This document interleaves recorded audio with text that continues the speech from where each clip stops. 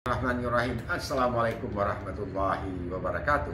Bravo dan Pemindo. Kita jumpa lagi di channel DPP Permindo. Lagi-lagi BP2MI melakukan penggerebekan. Mari kita ulas dan kita baca dari media online Info Sulut Jakarta, Info Sulut ID. Kita bacakan: BP2MI amankan 23 calon PMI legal saat grebek dua lokasi di Jakarta. Jakarta, Info Sulut ID. Dari siaran pers yang diterima Info Sulut ID, Badan Perlindungan Pekerja Migran Indonesia kembali menggerebek penampungan pengiriman ilegal calon pekerja imigran Indonesia di dua lokasi sekaligus, Jakarta Pusat dan Jakarta Barat, Senin malam pada tanggal 19/4/2021. Kepala BP2MI Benny Ramdhani mengatakan calon PMI yang menjadi korban mengaku sudah membayar uang muka hingga puluhan juta. Mereka dijanjikan bekerja ke Dubai, Turki, Kanada, dan Inggris pada Januari 2021 lalu. Di lokasi penampungan pertama, Harmoni Jakarta Pusat, kami menemukan 13 calon PMI. Di lokasi kedua, Duri Kosambi Jakarta Barat, kami menemukan lagi-lagi 10 CPMI.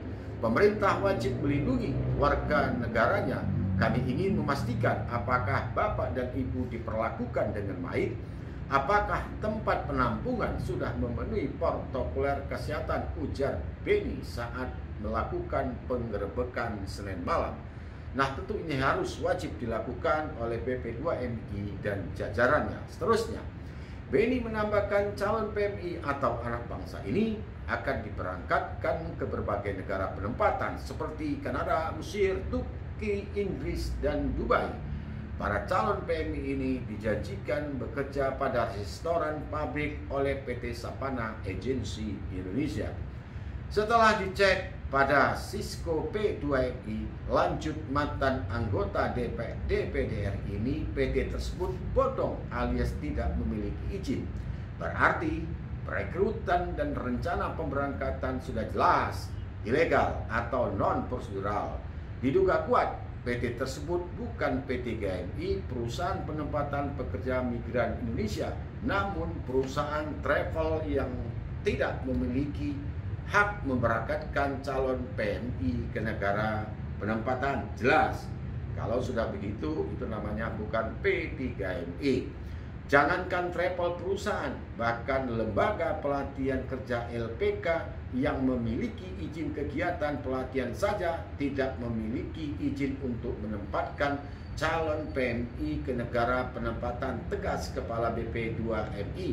Nah, ini dipertegas bahwa menurut keterangannya Kepala BP2MI, LPK pun lembaga pelatihan kerja tidak boleh menempatkan PMI bekerja ke luar negeri. Dilarang. Artinya pun juga ini kalau sekiranya LPK menempatkan warga negara Indonesia, menurut keterangan oleh Kepala BP2MI pun tidak bisa dibenarkan.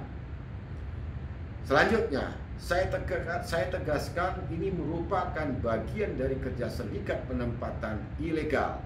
Dan saya ingatkan kembali bahwa bagi mereka tidak peduli keselamatan anak bangsa, mereka hanya berpikir bagaimana mengambil untung besar sebesar-besarnya dari kegiatan ilegal ini.